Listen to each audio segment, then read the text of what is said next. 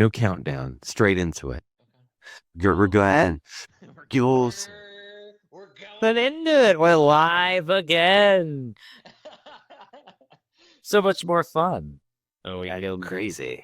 Well, Dude. because the last episode, they were like, I explained the count, and I'm like, I'm just not going to go counting this time. I'm just going to go straight into it. Let's get straight in. Dude, stuff is crazy. It's so fun though. So fun going off the cuff. It's like the best way. Dude, so like I know at the end of the episode we do all the plugs for all our stuff. But dude, what about the indie gaming jams exploding this week? Holy shit. Oh my gosh. Let's talk about that. Dude, I was like, because like I made something formulaic because I enjoy doing it. I like learning about the new stuff and keeping it short, and that's the kind of like content I like to consume. But like went from like 30 to 100 views for the first couple episodes, like almost at 3,000 at this point. And I'm like, it just goes. I was like, that's awesome that people are seeing it. That's the key. Getting people to see it on this platform, on YouTube, also on podcast. And I think it's also worth noting too that this isn't just like, oh, I sporadically got like 3,000 views on this video. Like you've been looking into it and grinding on it. And to me, I think it's very inspiring because it shows that, even if you're a small channel, if you know what you're doing and you work towards it and you stay consistent, you're going to get some sort of growth. Like that was the fruits of your labor right there. Because it's not like you've just been uploading random videos about indie games. You've been consistent for the past like couple of weeks, releasing these indie gaming gems at a consistent time, and you've been pushing it, and it's been really paying off. Yeah. Well, and the thing is that, having the benefit of knowing a lot of creators such as yourself. I mean, I have an old YouTube channel, but I can't take that content and put it on the old channel because that's not how the algorithm works. It'll get buried. It won't show. So it's like, all right, create a new thing, make it prescriptive, make it predictable. And then I don't have the time to do it, but I'm not going to do the daily content grind because that's not like I went and created a backlog, kind of like what we do with this podcast as well, is that we record and give us a backlog so that way the editing's not like crazy. But it's like I have a backlog. I think I have episodes because I put the episodes as premiere so people could see. I think the episode we're talking about is like episode 4, but I have 10 episodes on there and people can see it. There's 10 videos and they're like, ooh, what's this? And Exactly. but what they don't know, and what you'll know here on the podcast listening to the Indie Credibles, is that I am doing the chapters, but I'm posting the chapters as of the first comment. So if you go to any of my videos that are in the premiere, you should at least be able to pre-see the games if you want to check them out early.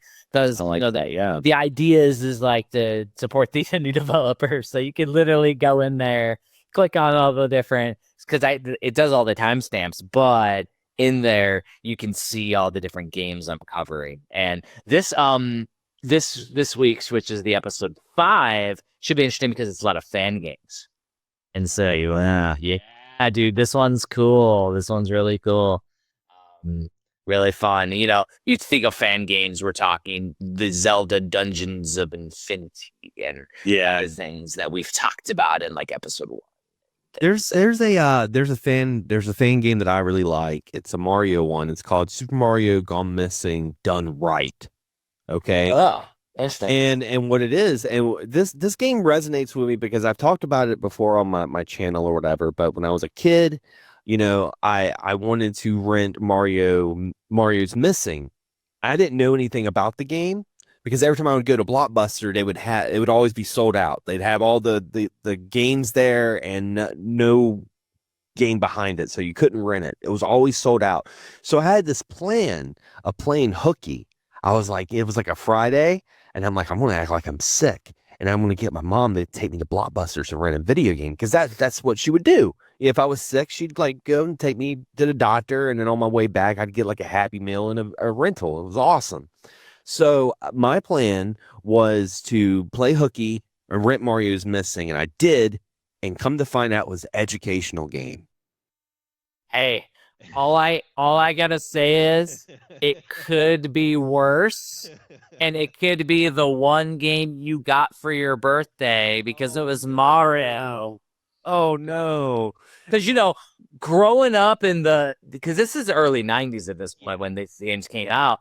I was renting games, just like you. So like, but when it came time to birthday and Christmas, I would get like a game. And so my mom, grandma, they would all go out and find me a game. And my mom got me Mario is Missing because it was a Mario game. I mean, and to her credit, it is a really cool cover. And you turn it over and it looks like Super Mario World. I mean, that's what I was thinking. I was like, is this like a sequel to Super Mario World? But it wasn't. It was a game about geography. Well, and I will tell you, this goes to I have a really like spotty long-term memory from when I was a kid, and that's where I always used Kyle from the podcast. He would stimulate. But I remember my mom saying that the employee at the Toys R Us or the KB Toys that she bought it from recommended the game. That a-hole, whoever that guy is, What an asshole. that whoever that guy is, like completely scammed my mom. Said, "Oh, this is a great game. This is the upcoming Mario." Had no clue what the hell they were talking about, or trying to get sales on Mario is Missing because they knew it was an educational game. It would sell like crap. Like either way, that guy, whoever that is, because she didn't know the name, that guy definitely deserves his own type of hell. Yeah. But what's cool is Mario's Missing done right is what we thought Mario's Missing was going to be. I mean, it's built off the same engine as Super Mario World. You play as Luigi. It has various different stages. It has overworld.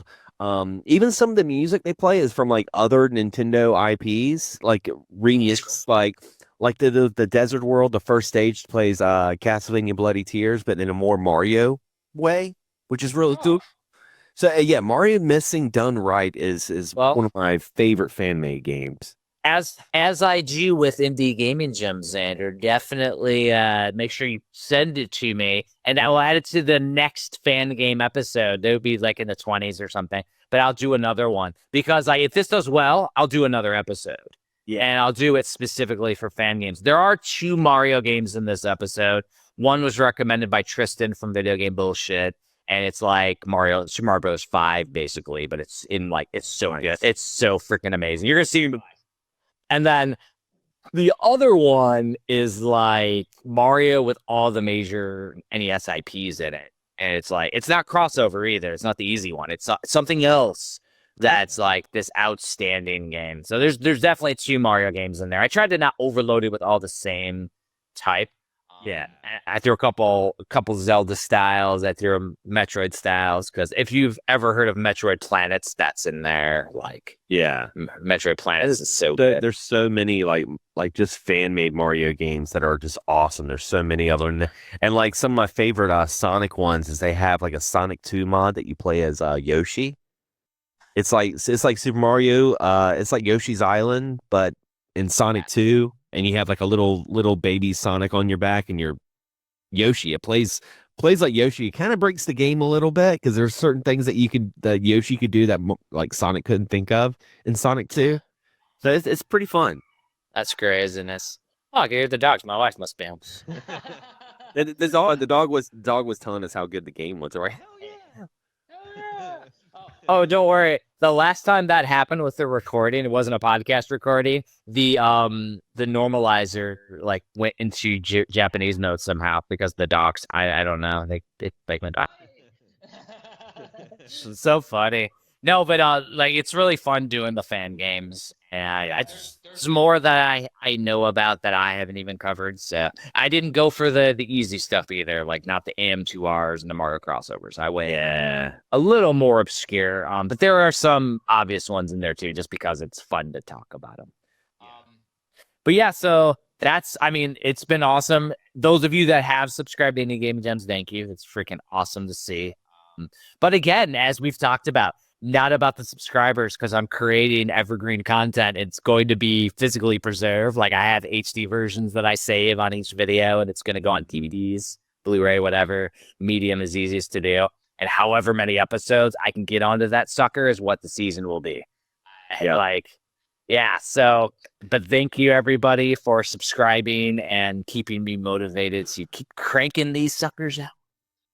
Yeah, I mean, there's just what I like about it is every time there's a new episode, there's at least like 2 or 3 games that I had no idea existed, and I'm like, I want to check this out. So, I mean, and again, being a small channel and lifting yourself up like that, I mean, that's pretty cool because I feel like there's a huge misconception, and I'm guilty of it, of being, like all the algorithms working against you. But, maybe it's just something that you're doing yourself. I know there's lots of stuff I could do differently that in the past I used to do everything. I do modern and retro and cover as much as I could. And a lot of it was, metaphorically throwing, paint against the wall and seeing what sticks. And that's not the way the algorithm works. And I've learned that over the years, that you got to have a community and a niche and a overall theme that when people go to your channel, that's what, like, I'm going to watch indie gaming gems to see indie gaming gems, not watching, a playthrough of Gears of War or something. Or even a playthrough of an indie game. Yeah. Like, this is just the structured content. And so for me, I was like, I'm just going to create a show. That was my thought with it. Is like, Chris Bucci, Turbo Views, like thinking of that style. I'm just going to create a show, and that show will be what I'm going to have fun with. That's what I'm going to create for that channel. I mean, I still have my YouTube channel. So it's like, I still got Hagen's Alley over there, like video game bullshit, all that stuff over there. And I want to do a Let's Play, go on that one. That's why channels do have a secondary channel now. With content and other takes just to build it. Enough about that YouTube crap, though, right? Let's talk about some video game stuff. And actually, there was something cool that I found this morning that created a scope creep that I feel like it's cool to talk about, because we talked about in episode 1 our gaming setups, and this is kind of a follow-up to episode 1. So I don't know if you've heard of Retrobat. No. So I follow a couple YouTube channels. Retro Game Core is one of them that I like. I just like his style. He does more like tutorial style. So he'll cover something, but then tutorial how to set it up. So Retrobat is essentially a program for Windows emulation that does a beautiful graphical front end. So my current one, I just had RetroArch on there, and I just select my game from the list and I play it. Yeah. Dude, this is like freaking insane. Like, it does everything crazy and beautiful and all these different things. Retrobat is something that I just saw that he just showed how to do it. And the way that tutorials work is it makes it easy for dumb people like myself to be able to just jump in and or busy people like myself. I got other stuff going on that I can literally go through, set it up easily. And I already have a retro games hard drive that I have all the games I want to play on it. Yeah. You put every game ever on there, you can. However, I don't want every game, the paralysis of choice thing. I want the stuff I know I'm going to play. So I remove all the things. Now, the really old consoles like to keep everything on there. But like for modern, I got rid of anything that I might not want to put hours into. Yeah. That's what I tell a lot of people that are getting into emulation. It's like, as attractive as it is to put like a whole ROM set of a console on there, like if it's not a console you're not going to play, like don't even bother with it. Like just stick with what you want to play. Because I mean, there's plenty of times I would have like a Pi in the past or something. It would be full of like, all sorts of stuff that I would just never touch. I just had on there just because I'm like, oh, it's just cool to have it on there, but. That's more room I could be using to put more like PlayStation 2 games or, some of the bigger games that I'm using all this real estate for, like, say, Atari 7800 that I don't really play. I don't play Atari 7800, See, but I'm the opposite. So I have all the retro stuff on there. Now, keep in mind, I'm using a 12 terabyte hard drive. I have all the space. It's a big guy. It's a big guy. So it is full, though. This sucker is full of all retro games. Now, my thing is that I want to create it and still delete more. And I haven't went to the retro one just because there's too many damn games to delete and handpick what ones.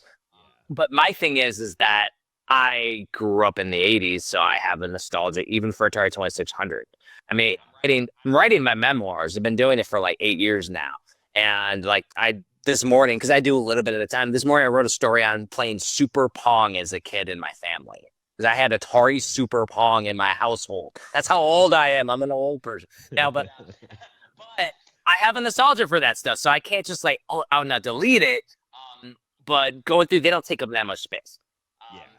What I want to do is I want to have a few terabytes open to where I can put these fan games for Windows, this stuff that indie developers are working on, especially those that are not in the not the downloadable cohort, but not in the Steam construct. So if people have an itch.io game and I want to buy it, I want to have it all onto the hard drive. So I gotta, probably free up about a terabyte of space, so I can just do some indie gaming on that as well.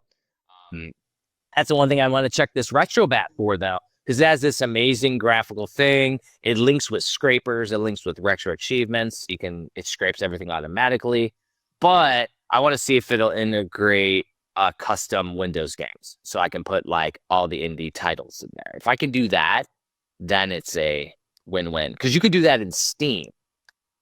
And Steam might be it, is that I just create a RetroBat Steam thing, which you could do, and then just put all the indie games in Steam. That way I have a GUI graphical front end that links to a GUI graphical front end, and then I have a standalone PC that I can literally make it not look like a PC. It's more consoleized. And so that's what RetroBat does, is it consoleizes your emulation completely. Makes it more accessible. For sure. It just makes it look like an arcade. It makes it look really freaking cool.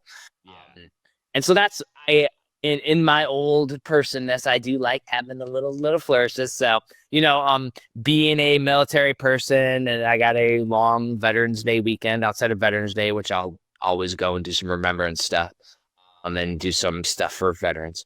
But outside of that, like, I know what I'm gonna be doing this weekend is messing around with that outside of indie games.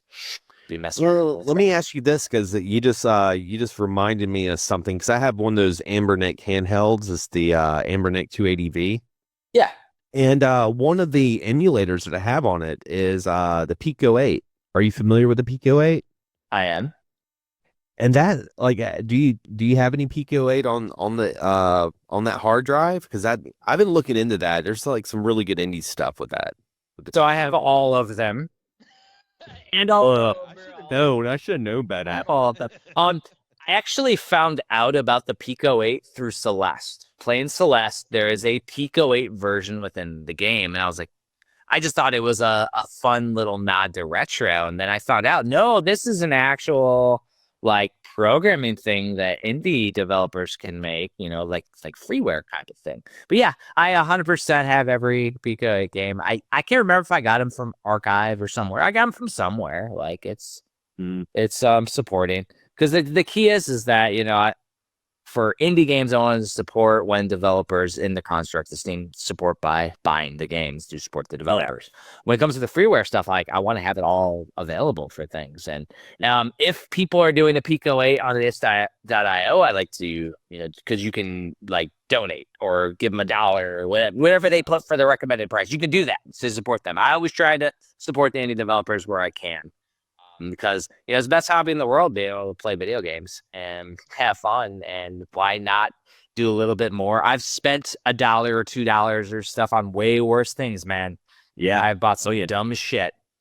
I mean, hell, even last week we went to I think it was Target, and I bought razors to replace my razor, and freaking the pack of $20 razors went disappear.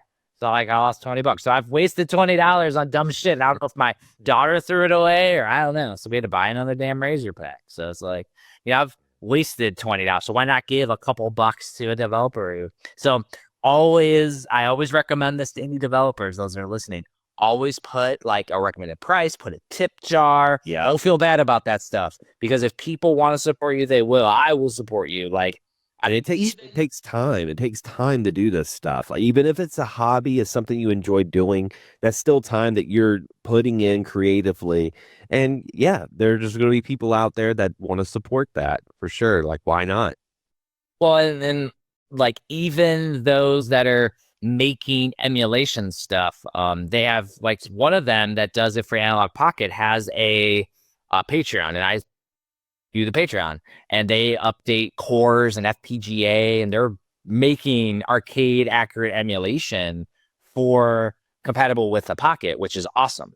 And the Pocket I have as a, to play on my TV as well. So I can literally play the arcade stuff like an old school arcade as well. So it's just really, really cool shit. And I will support that.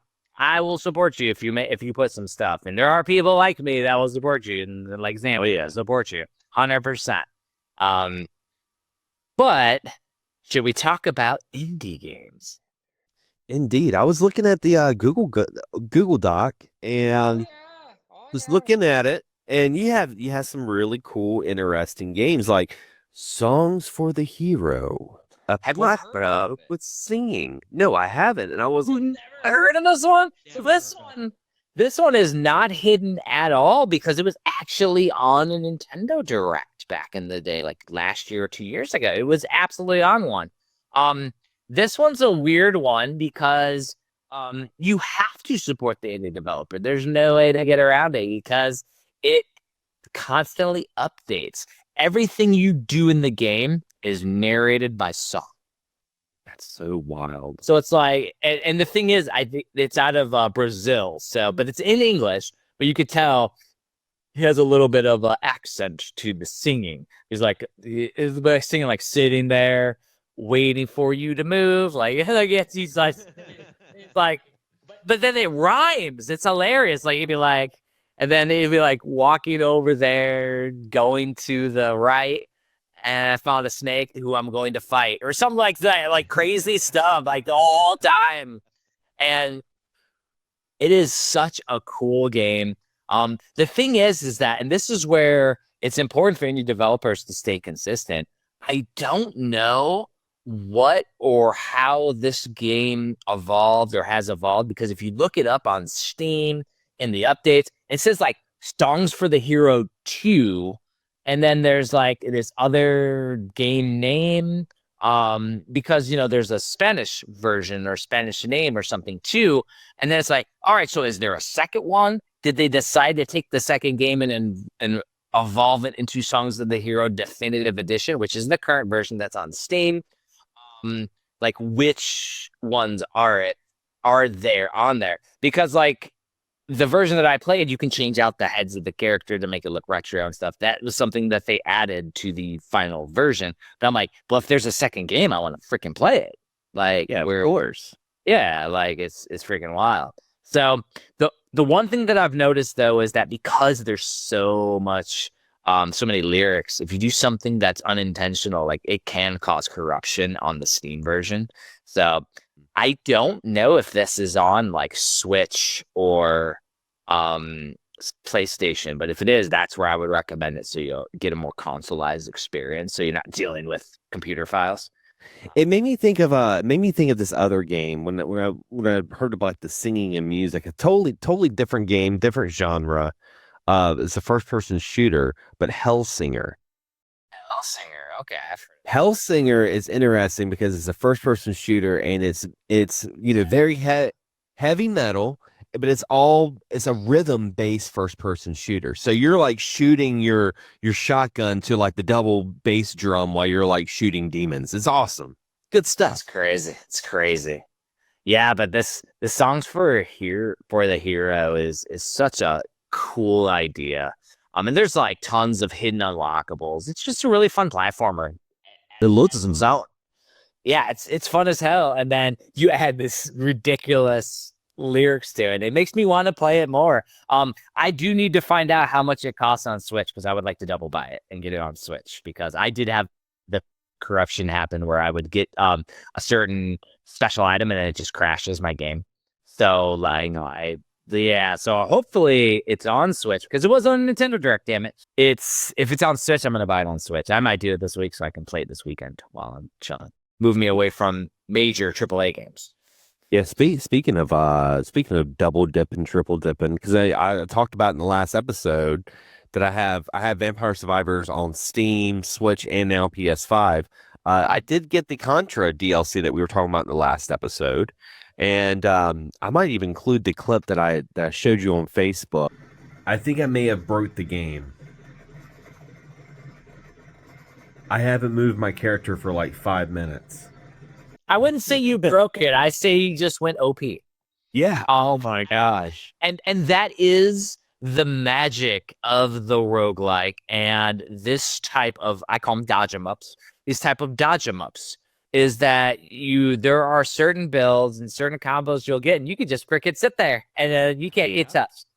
And I was talking about it. I was talking about it in the last episode. There's the dice roll random cards that you get, and one of mine creates an aura around the character, so it's like the garlic on speed. And so like there's a certain point when I level up stuff to where like I can pretty much just run through anything, and it's so addicting, so fun, so much dopamine, just so much dopamine. And so you mentioned Vampire Survivors. I don't think we talked about it in the episode, but I was looking at my hours. You know, I put in like 30 hours in Vampire Survivors or something. There was a game that was right behind it that I didn't realize. Have you ever played Hollow Cure? No. So Hollow Cure is based off of a YouTube channel / like community, but it's free. It's free on Steam. But it is a Vampire Survivor like, but it has like memes in it, and it's ridiculous. It's never ending upgrades and stuff. I've been playing the shit out of that one too. That was just a couple weekends I was just playing. I haven't played it in a while, but I looked at my hours were like 20 hours into that sucker. It's like, what the heck? How did I put that many hours into that game? I might have left it on and running and did something and like left the house and left it go. Because that is the one thing playing games on my Lenovo Legion Go is that I could literally just press the power button and walk away, you know, like to put it in suspend mode. But sometimes it just turns back on. It might have just been sitting there running in the background for 20 hours or something. It's crazy. And another game you had up here was it's made by the same folks as Dead Cells. Is that correct? Ooh, is that one of the ones on the horizon, or should we talk about the other game I played first? Oh yeah, I'm going ahead. I got too excited with the Dead Cells. Let's talk about this F-Zero spiritual successor though. Dude. Aero GPX is this one. And so when I came across it, I was like, holy crap, this looks exactly like F-Zero X or GX. More so like a intermediate between the two, but I was like, holy crap, this looks exactly like what I remembered playing on the N64. Because, you know, the original F-Zero had the little mode 7 and it had this distinct look just like Mario Kart. But X had the really clean, basic polygonal work. And then GX took it to like on the GameCube was like a masterpiece. And it was GX and AX. The AX was the arcade one. You had the immersion cockpit that could freaking move in certain arcades. Galloping Ghost had one working for a while. Galloping Ghost is in Chicago. It's an arcade it's the biggest arcade in the world. If you haven't been there, holy shit. I've seen some documentaries on it. I've seen it in some of the documentaries. I'm like, holy crap. Well, and I'm from Northwest Indiana, so I'm really close to it. So I've been there a few times when I visit family, and I hadn't been there in like 4 years or something. When I was there 4 years ago, it was huge. Now, like I just went there last summer when I was traveling, like to come out and before I started the Start Major Academy out here, and it is like doubled in size. And I'm like, there's just like buildings connected to buildings, and like the whole block, a whole like city block in Chicago is basically Galloping Ghost. It's fun. That's crazy. It reminds me of when I was at work and I had an older employee. He's like in his 60s. And we were talking about like video games and arcades. And he was like, yeah, there was this one place I used to like to go to because he was from Massachusetts. He was like, there's this one place I like to go to, a Fun Spot. You ever heard of Fun Spot? you ever heard of Fun Spot? And I'm like, oh my God, have I heard of Fun Spot? I mean, whole Twin Galaxies and all everything. I'm like, dude. So that was pretty cool that it was someone outside of the gaming community that don't normally talk about video games. We were talking about Fun Spot. That was pretty cool. Well, and if listeners want to hear the Twin Galaxies story, because I have a history, you want to hear some crazy shit, leave us a comment. You let us know. If the people let us know, I will bring it up on an episode and we'll talk a little bit about Billy Mitchell and Walter Day. And I mean, I may have written a book on for Walter Day in the past. And he's in every scene. Awesome. So like just to pique interest, to give a little seasoning, every single Billy Mitchell expose, people talking shit on him, my book and my name is in that sucker because there's an interview he did with my fucking book in there. So it's hilarious. My name, Jeffrey Woodhagen, is in every one of those damn videos. You go do a Carl Jobs video, my fucking name is on every damn Billy Mitchell one, and unintentionally because he was trying to support Walter Day, like Billy Mitchell. But we can do a expose on that sometime if people want it. It's not really indie games, but be like a nice little like thing.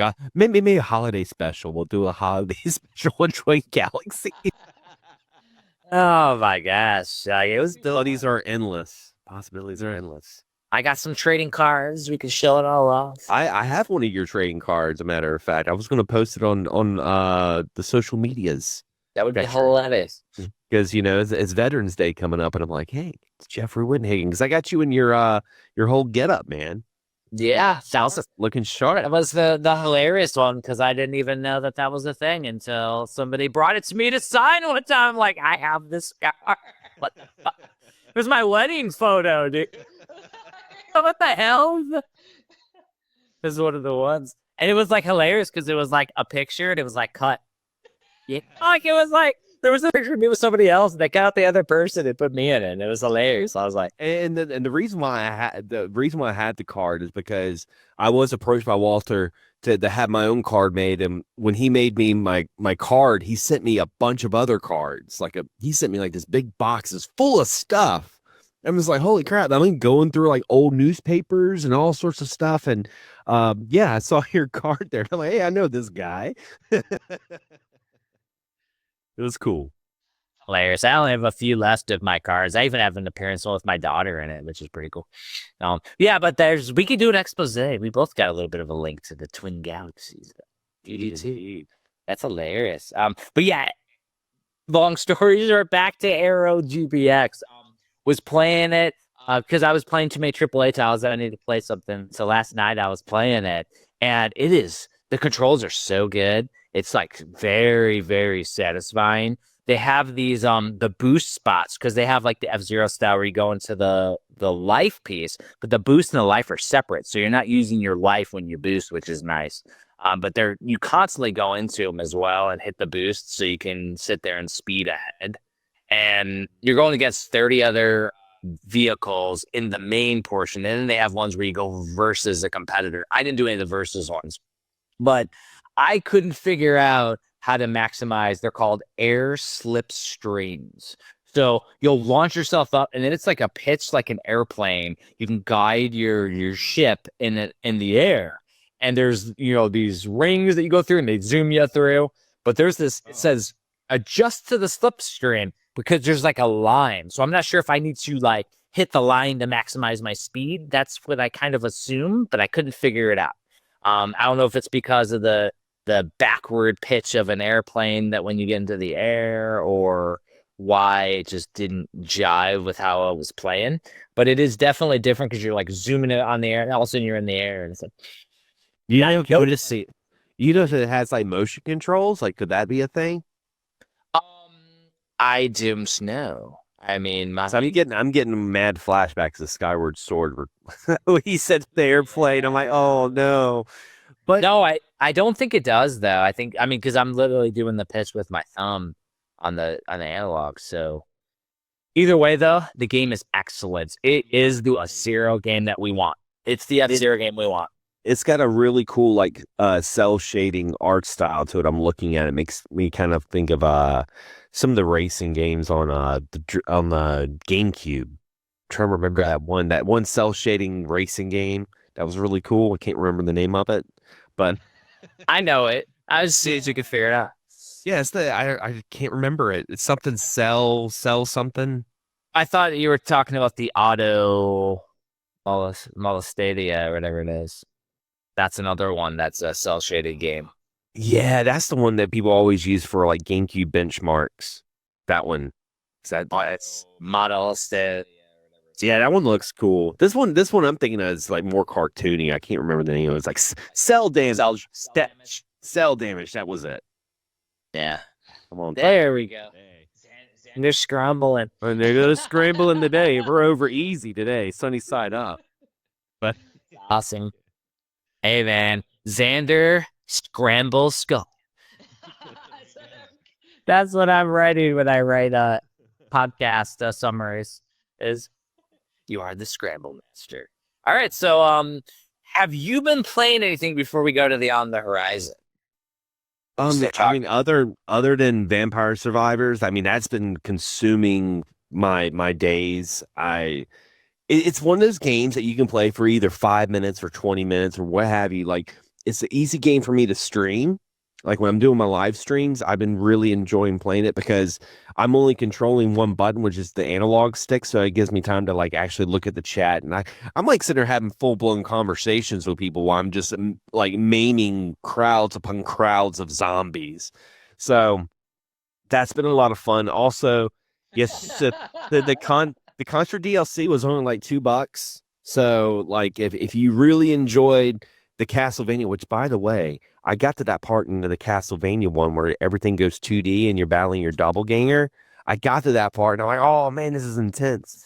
But I died. I died on that part. But yeah, I got to get the Contra DLC because I remember we were talking about it. And there's a couple of other ones that I'm going to check out. But I beat the first level and it unlocked another level. So now I have like a couple more stuff to get into. So that's been my weapon of choice this week is Vampire Survivors. This is full of dopamine. Well, and I will say that I'm to the point now where because I'm playing a AAA title, which is Horizon Zero Dawn Remaster, which is I didn't realize how freaking big that is. So I need to pull away. But I think it's about time for me to jump into an indie Metroidvania. So I'm gonna jump into one of them, probably one that's gonna be part of indie gaming gems or something. You gotta jump into something. You need to play Infernax. That's what you gotta do. Remember we were talking about that last time. It's in the backlog. I hadn't played it, and I'm like, you'd like it. It's really good.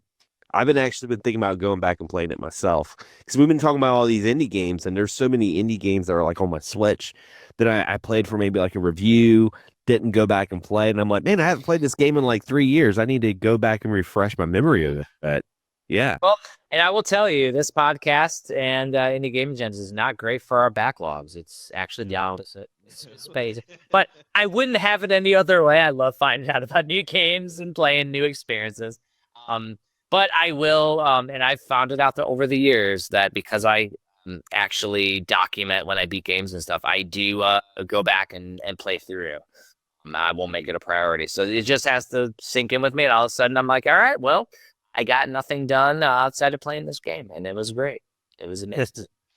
And most of the time, the games were cheap too. That makes it even better because you're like, I think the most I spent so far since we started this show and like getting games is like the most I spent was the Questmaster, but I found the $20 for that, so I still didn't spend any money. Yeah. Well, I mean, and like some of the ones on the horizon are come to the category of stuff that I had no clue existed that we all should know exists. Like that's a lot of the stuff that I found. That was like, holy crap, what are these games? But there's one that I have that's not on this list that we got to highlight too. I don't know if you want to start with that one or you want to start with the list. Start with the one. Yeah, we'll start with the one, yeah. It is this one. So this is Strike Harbinger, which is now called Strike Blazinger. And this game is made by Chris Tang, the old Nintendo, the Sega World Champion, participating in the Nintendo World Championship. on the Boom Tetris for Jeff. He's a commentator with me on the Tetris World Championship. Still does it to this day. Dude is a Tetris master. And commentated and went head to head with Logan Paul this year on Tetris. He did do that. Even though, Logan Paul is, he's himself. He played Paul. But him and his partner, business partner, have been working on Strike Harbinger, now Strike Blazinger for years. Yes, it's a PC, probably going to be on Steam. I'm pretty 99% sure it's going to be on Steam. A spiritual successor to the awesome games like 3D World Runner and Space Harriers. Space Harrier. Yes. And little does a lot of people know, but Chris Tang actually worked on like games for Sega Genesis like Gauntlet 4. And so like he has a history in gaming. And so they've been working on this game. I remember the very first time I played it when it was still Strike Harbinger. And it actually had an air system with it. So when you would play, it would shoot poofs of air into your face, like real life. Air into your face when you play it. Apparently, whoever created the tech, that company went away during COVID or something. It's gone, so that they removed that tech from the current version of it. But this is like an example of an indie game, Strike Blazinger, that 100% like we need to keep on the radar and support these indie developers. Like there's 40 a day, 14,000 a year. But actually, that's how I heard about Chris Tang, was from that game, because I was watching it was an old video a long time ago from like I believe it was Happy Console Gamer. He had him on the show because they were talking about his Sonic and Knuckles reality TV thing that he did. But they were talking about that, and he was like, "Yeah, and I'm working on this game." And apparently, it was at the time, I believe it was at a Game On Expo back in Arizona. I believe that's where it was, and people were playing it. And that was I want to say like 2015, 2016. And even back then, I was like, "Oh man, I gotta play this game." So I'm so glad that it's still pushing. That's great. Yeah, because they were in Game On Expo this year. I was there, and he was showing it off, and it looked just as cool as ever.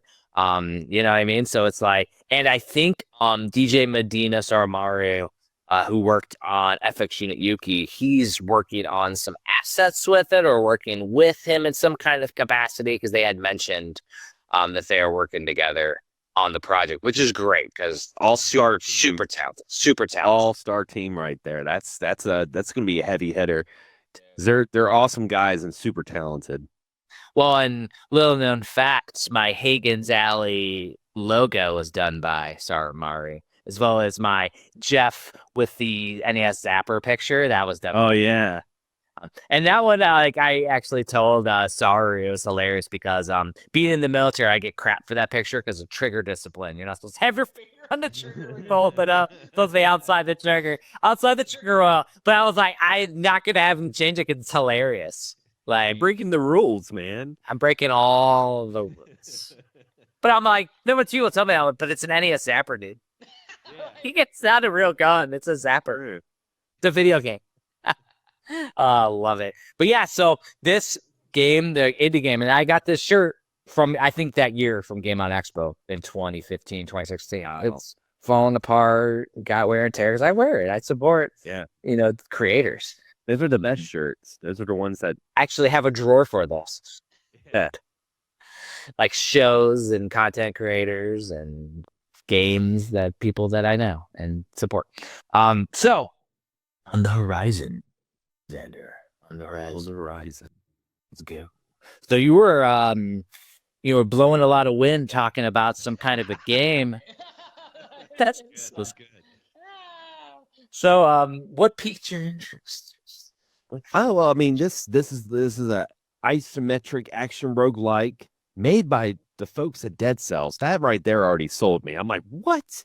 Well, like, how did we not know about it? Is my thing, because I played the hell out of Dead Cells, bought it, have like 2 different versions of Dead Cells when they did the Return to Castlevania, and yet this game came out. It looks amazing, and it's like isometric Dead Cells almost, and the graphics look freaking awesome. I was like, why is nobody talking about Windblown? It's called Windblown.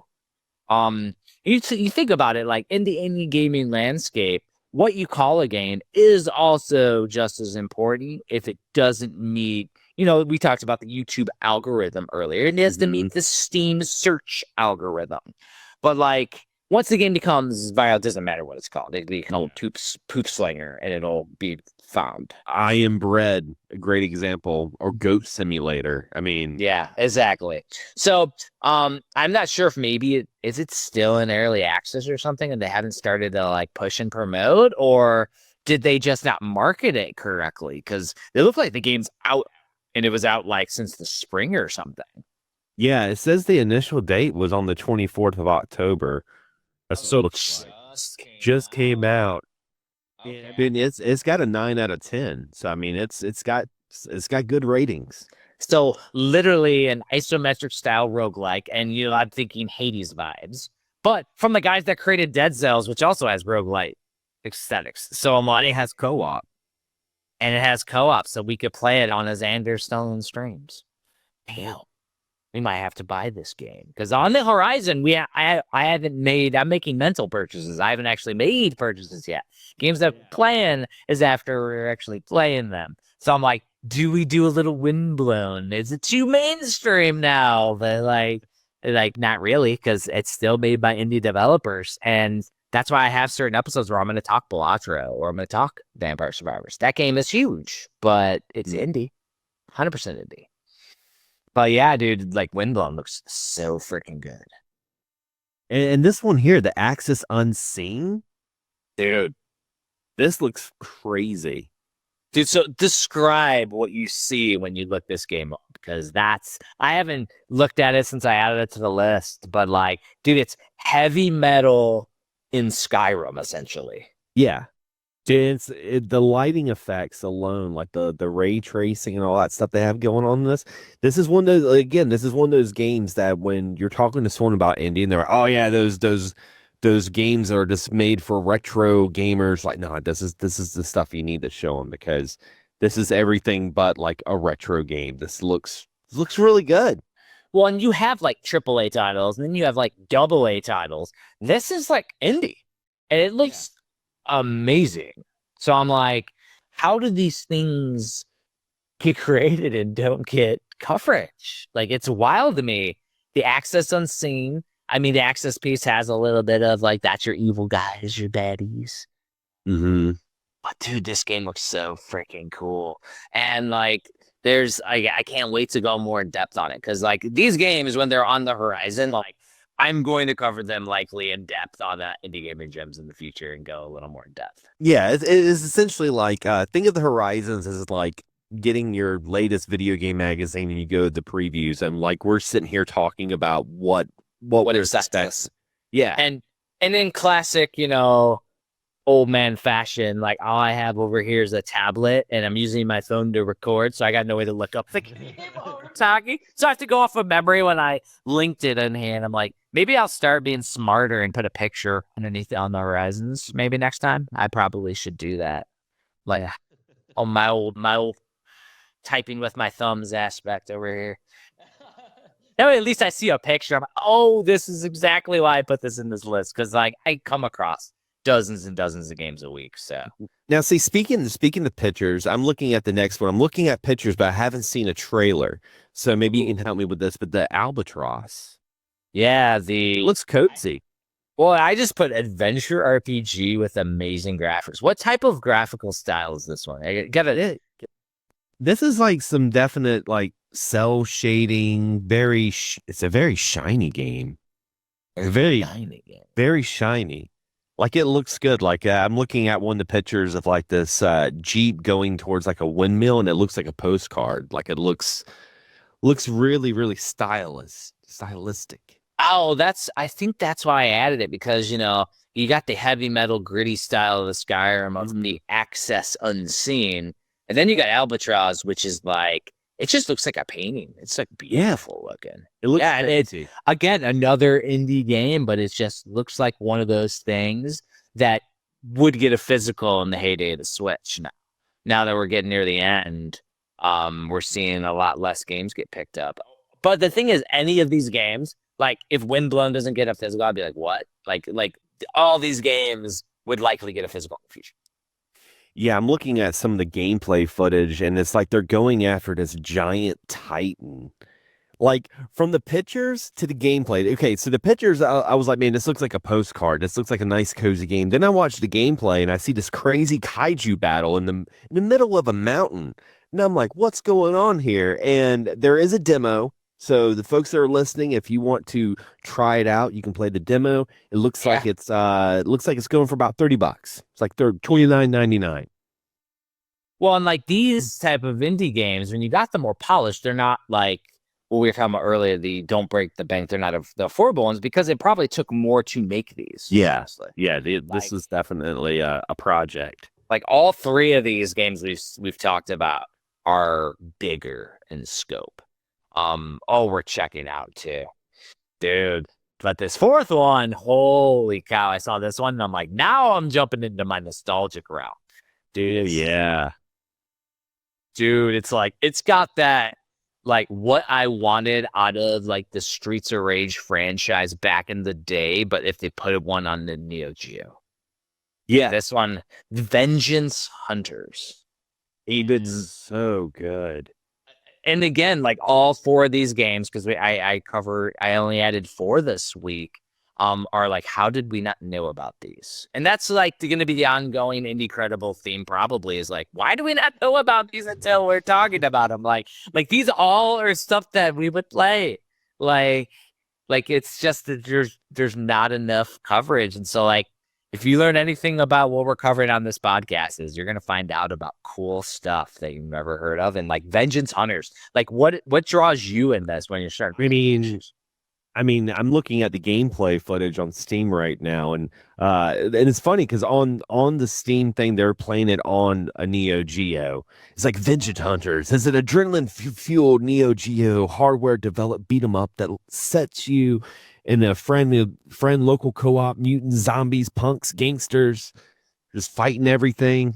In the animation, it just has that Neo Geo sprite work. You know, that the Neo Geo for those detailed sprites. It's all big, like solid movement, like 32-bit almost. Yeah.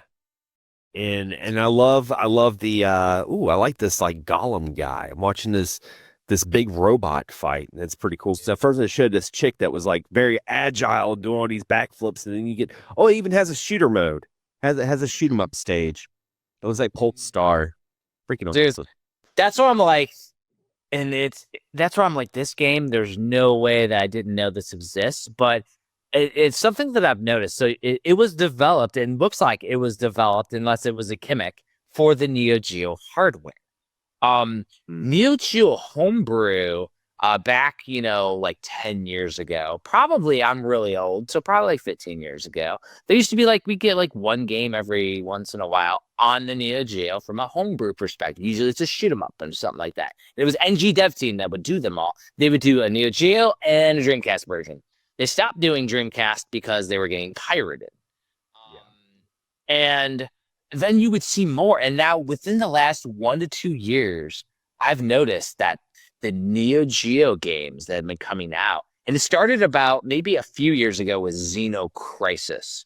When they put out the Neo Geo version, I've now noticed there are like tons of Neo Geo games coming out. And it's like, I had every single Neo Geo game physical at one point. Because I was collecting after deployment. I just was like, hey, I never had a Neo Geo. It was unattainable back as a kid. I never even knew a kid who had one. And so when I had the opportunity to buy one cheaply, I got one and then started buying the games. And I did MBS and AES intermix, and I had a full set, including the homebrew shit. Now, though, like, I haven't even tried because I don't even know. So Vengeance Hunters is available on cartridge. And it is. Wow. Holy shit. That's awesome. It's so cool. For those that are interested in Vengeance Hunters, by the way, it is on Steam currently at $19.99. I feel like that's a really fair price for the quality of that video. Just watch the video before you even do anything else. Listen, that's why I try to put the B-roll while we're talking about these games. Yes. So people can see it. because sometimes it's us seeing it in real time during the show for the first time, which I think is a really interesting perspective. Because yeah, it's like you're seeing in real time, and me, just my mind's melting right now because I'm like, and Xander trying to re-jog my memory from when I added it because I've come across so many freaking games a week, and it's like, because I just like love hunting and finding new stuff, and then now I'm sharing it with everyone, and I'm also working on indie gaming gems videos where I've now recorded and talked about it. I usually try to record the audio for a couple episodes a week, and then I start editing over the weekend, and it's fun. But it's like I have so many games cross melding that's why I like that we do the ones we played first, because those are fresh in my mind because I've been playing it as this week and I got an experience with them. And then you got the On the Horizon, which is like, all right, what the hell is out there now? What is going on? You know what's going to end up happening though, because you're consuming so many games that you're going to get two games mixed up, and then you're going to find a game that's like those two games mixed up, and it's going to blow your mind. You know, that's what's gonna happen. You're gonna think about like this shooter beat 'em up, you know, and you're like, oh man, no, it's not this game. But then you find a game that's like a shooter beat 'em up, like this one right here, Vengeance Hunters. That's so cool. Well, and so one thing that we both need to work on, and this is everybody, all the listeners and everybody in the community that's also consuming the new indie games like we're doing, is that we got to try to avoid it skewing our perspective of gaming in general. It's going to be unavoidable, but we're seeing so many games that it may change how we appreciate games. Oh yeah, I 100% agree with that, because there's so many games. Like, it's funny because think of a AAA title like Legends Echoes of Wisdom. Okay, I haven't finished it yet, but I feel like that game came out like a year ago now, because everyone's talking about what's new. And I'm like, yeah, I need to go and play Echoes of Wisdom. You know, it's so easy for a game to feel like it's old because we constantly have new stuff coming out. And that was almost the Xander Scramble. I know, I was fixing it. You called it Legends Echoes of Wisdom. I love it. But you're supposed to call it Echoes of Wisdom. Yeah. Legends, my Legends sounds like the egg. I took the egg off the burner. I was like, oh. It's awesome. Hey, the Xander Scramble is now the thing. It's unavoidable. It's unavoidable. We gotta keep it going. No, but that is actually what I don't like with the modern community. It's like, and why the hell is nobody talking about Astrobot anymore? Because they're not. Yeah. And it's cool as hell. And it's cool because, and that is people chasing the damn, as we go back to the beginning of the episode, the algorithm is the algorithm. The beast wants new content. Well, I will tell you, it doesn't necessarily need new content as long as you follow formats, because I'm covering all the obscure stuff. I'm not covering brand new stuff. I'm covering stuff you may not have heard of. And so there is other ways to cover it. So I don't have to like skip and move on. And I'm telling you, like, I'm going to be playing the Horizon thing. I want to play through it, but I'm also going to consume. I need to get into a Metroidvania. Maybe it's Infernax. Maybe it's not. I might just avoid it just to be mean to Scrambles. Nope, still haven't played. I'm going to make a point not to ever play this game. Hey, do you know what the hilarious thing was? So, video game bullshit going on for years. We did bullshit homework, right?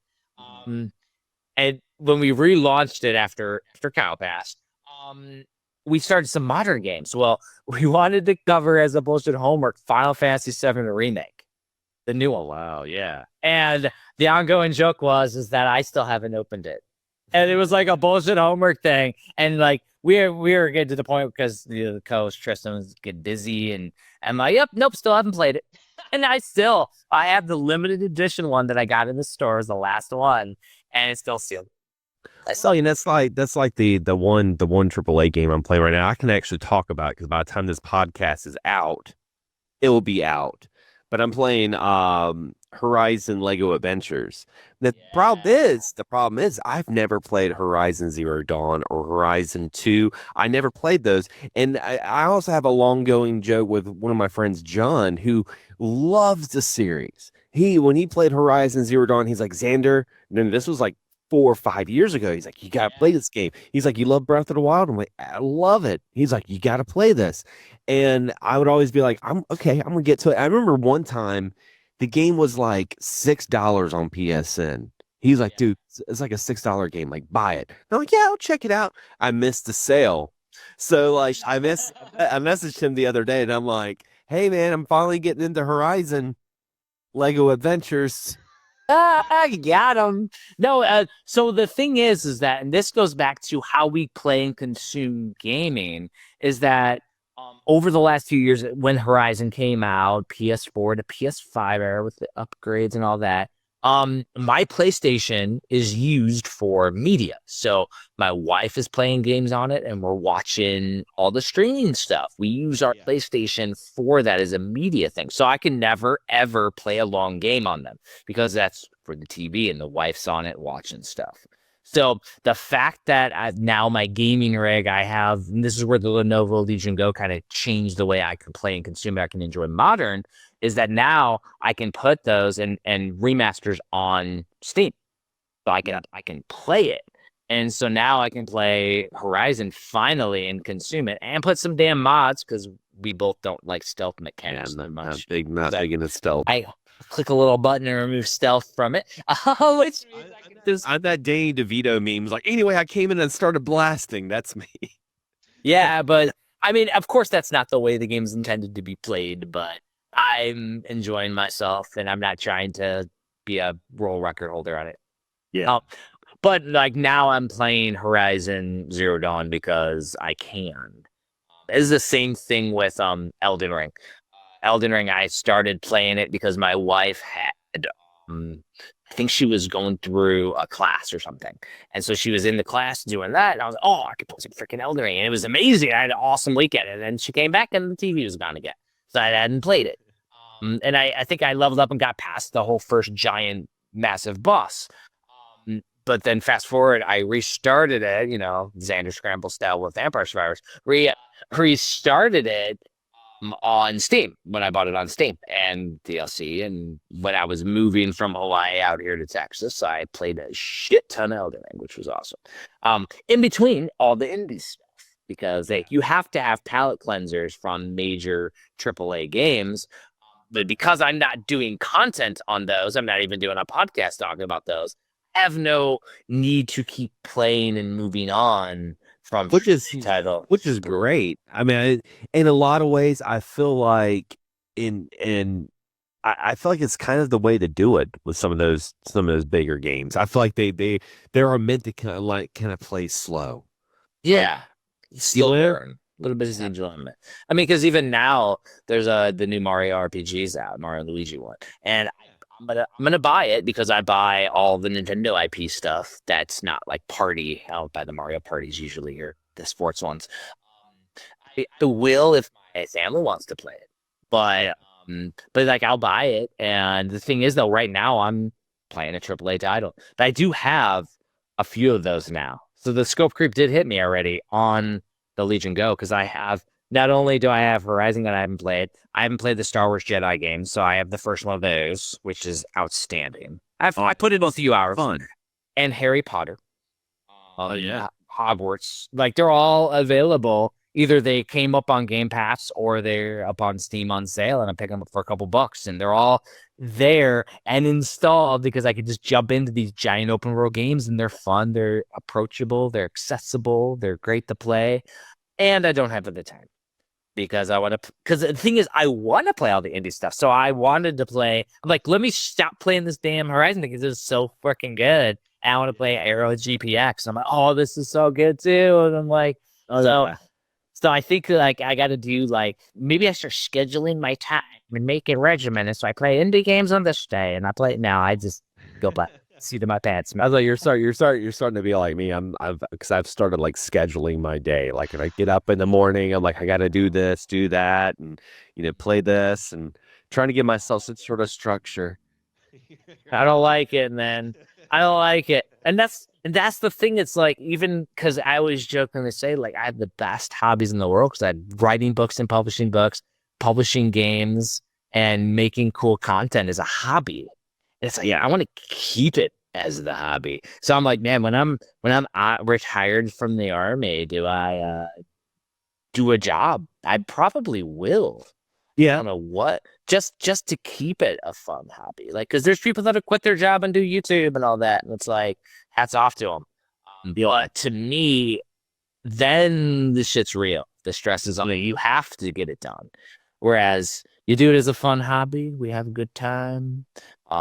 Hey, eventually you may not need to, and it's just so fun that it's just the beast keeps feeding itself, and then you're good. But when you start to You get that good Vampire Survivor build, and you're just standing there and just blasting everything. well, and I am one to structure things. I love making lists. That's why I build the fucking collector's books. But it's I get like this structured out the day. That's giving you some solace and calm and making sure you can get some stuff in before you go to work. Like, I mean, hell, I can't complain. But I do like that. Hey, man, I like this morning. We're like, hey, let's record today.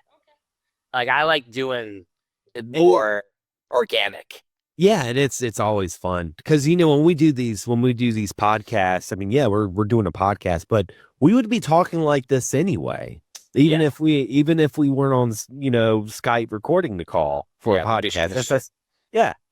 That's one of the reasons why we started a podcast, because every time like we would inbound shit, I would be a guest on like video game bullshit, and we would be talking 3 hours later, after the show was already done, and we're like, well, let's make this into a podcast. This would be kind of cool.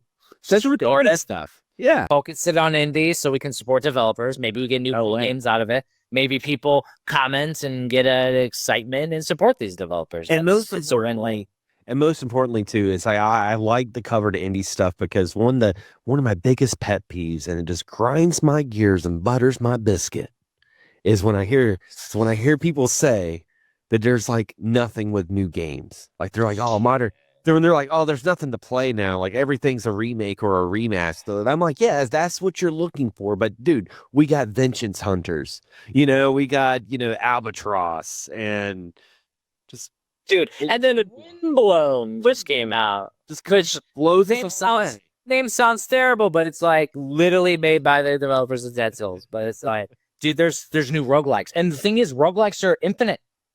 Yeah. So it's like literally games coming out, and there's so many. And the only thing is, being a retro collector and gamer is, man, I want to go back and play some of my classics that are in my favorites backlog. So I have a backlog. I have a games completion one, and then I have I always have evergreen content, but I have those games that I used to like to beat them every year. Like I'll beat Mario 3 every year.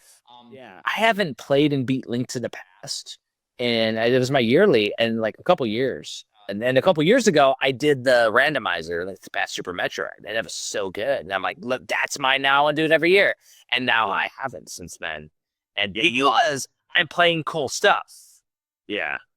And there's just not enough time. That is something I try to do like once a year, and most of the time I live stream it. But like I did last year, as I play Super Mario World from the beginning to the very end, play every single stage, every single secret. I did it last year, and I didn't realize. I was like, yeah, this won't take long. It was like a 5-hour stream. Didn't feel like it, but it's you're completed. Yeah, you're doing a completionist. Well, what ruined me playing the Marios every year, and not ruined, but changed, is the Mario Maker games. Because the way I consume Mario now is like, well, do I play Mario World, or do I go in Mario Maker 2 and go to the World Maker and just pick something that people have recommended on Reddit or in forums? Because there's literally certain ones that I have that are like fully fledged out games in Mario Maker. And I really need to rebuy that game. We don't have that game anymore. I need to get.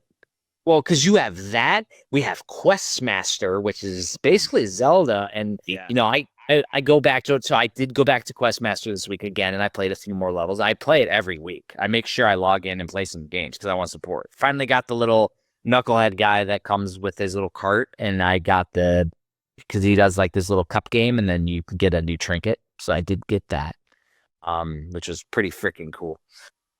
But I went through and played a couple more levels, and there's new mechanics that people constantly. It's so cool. So we got That for Zelda, along with Super Dungeon Maker, which, you know, the premium physical's about to come out. Dong, that's totally. But then you got Metroid Planets, which has Enigma, which is the randomizer world, which is covered in the Enigma Gems one that we alluded to. So like, dude, there's so many ways for us to play unlimited content on these classic games that it changed the way I play them. And then I'm like, well, if I'm just gonna play Super Metroid or Infinite Metroid, why don't I play one of these 100 other Metroidvanias that I haven't played yet? And a lot of it's probably because, you know, you're going to familiar grounds, but at the same time you're playing something new, so it's exciting. Like, I totally get that. I get Well, that. and outside of my indie games, but have 2 Metroidvania books I've written. So I'm part of the Metroidvania community as well. And so I'm like, do I play Void Rot right now because it looks freaking awesome? And I just name dropped a game that you probably didn't hear of, Xander. It's Yeah, I never heard of it. freaking amazing. It's like an A tier, S tier game. Like, do I jump on that? It's literally installed on my Steam Deck. Do I start playing that one? Because that's where it's like, do I play it for an action? Do I play this new one that's out? And that's the shiny penny out there, right? Is like, all right, we got this game right here that we could play. Or I could jump in there for an X that I still haven't played that I have the physical of. Man, it's such a good game. I could play Really Switch good stuff. and I then fire up my Switch. Does you know, as we get toward the end of the year, and I'm not sure when these episodes are going to air, but we do need to do our best of 2014 indie, and hopefully this comes out before that episode.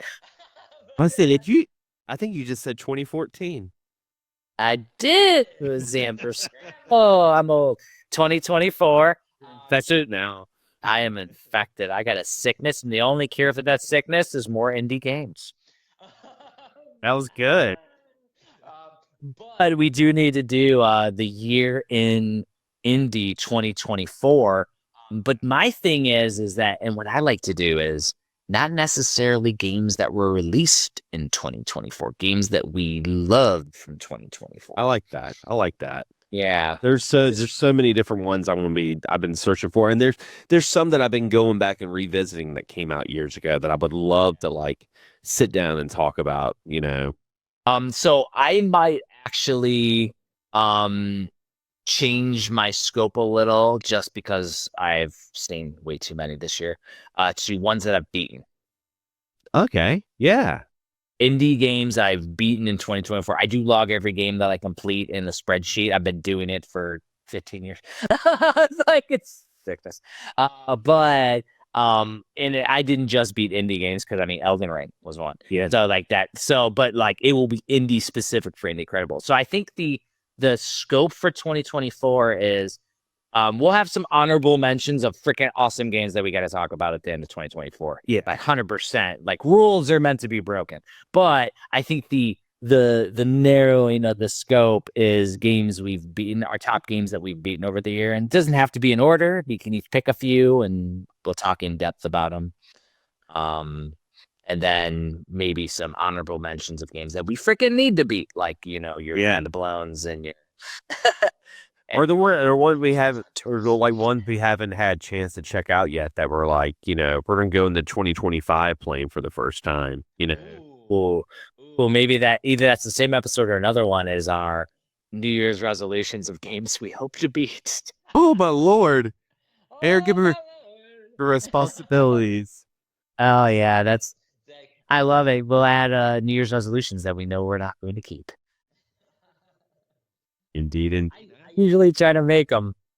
yeah, I've tried to do that. I mean, I'd always try to start a little small. I think this year was like I was supposed to beat like at least like 8 games, like just 8 games. Which I know sounds weird, but I have a problem sometimes not finishing games. Like I'll play it, I'll get to the very end, and like I'll end up getting distracted, and I'm like, oh look, new shiny thing, and then I'll go back to the game that I was about to beat, and I'm like, oh man, if I beat it though, then that's going to be the end, and it's going to make me depressed. And I'm like, I don't want to be depressed. I'll play it again later, and Better than me. You're better than me because I will play it for one sit down and not get back to it. But there are some games though that I'm like, I have to beat this game. Like especially if it's connected to like one of my favorite like game series. Like I like the Like a Dragon series, the Yakuza. Like whenever those come out, I have to play it and I gotta beat it. Like Yeah. there's still some that I need to beat, but I'm gonna get Like, to it. and my other thing is, and I've changed it over the years, is like I've no longer tried to, when I play a game, I always try to do all of the things, completionist. And I stopped doing that a couple years ago. It was so free, it was so good. And then it's like not complete, but roll credits was one. So you'll notice like in my books, it went from a collector's standpoint, but in my first, I think it was the first Super Nintendo Pocket Guide, I put in there owned, played, completed. Yeah. And so the beaten thing is like, and each one is like, so I have the game, but it's played. Oh no, I think it's played, beat, completed, something like that. So you can play it, you can beat it, you can complete it. And now if it's a game that you can't beat or complete, you just play it. But like I that's in all my books. So the Complete Genesis book, it's in there. So I think we should probably wrap it up. So Yeah, sounds like a good spot. So outside of the normal, normal plugs that we already have that go at the end of the episode, the Complete Genesis Pocket Edition is going live. The time of this recording next week, going live on Kickstarter.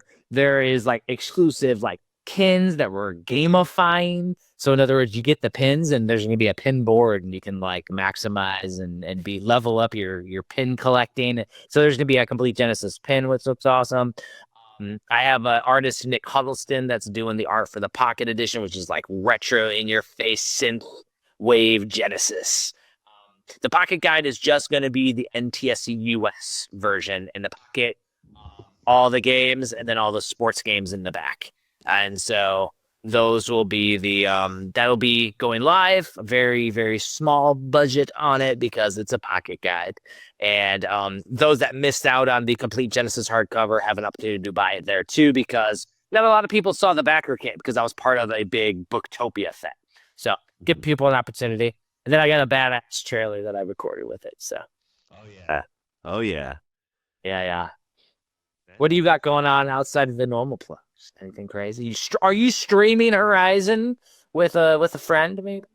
Yeah, I mean, yeah, I'm doing some stuff with Horizon. Actually, I collaborated on her preview review that's probably out by now. Who is her? Like her gaming chick. Yeah, let me mention gaming chick. Yes. I have to give a big shout and a huge thank you because that's how I got the game, because she was reviewing it and she was like, hey, I need someone to help me do some co-op footage. Would you like to do this? And I'm like, yeah. So I had to go through all the process, got the game, and we played chapter 1 together. Now, I'm about 6 hours into the actual game, so I'm a little further, but it's a really fun game. It's been a long time since I played a Lego game.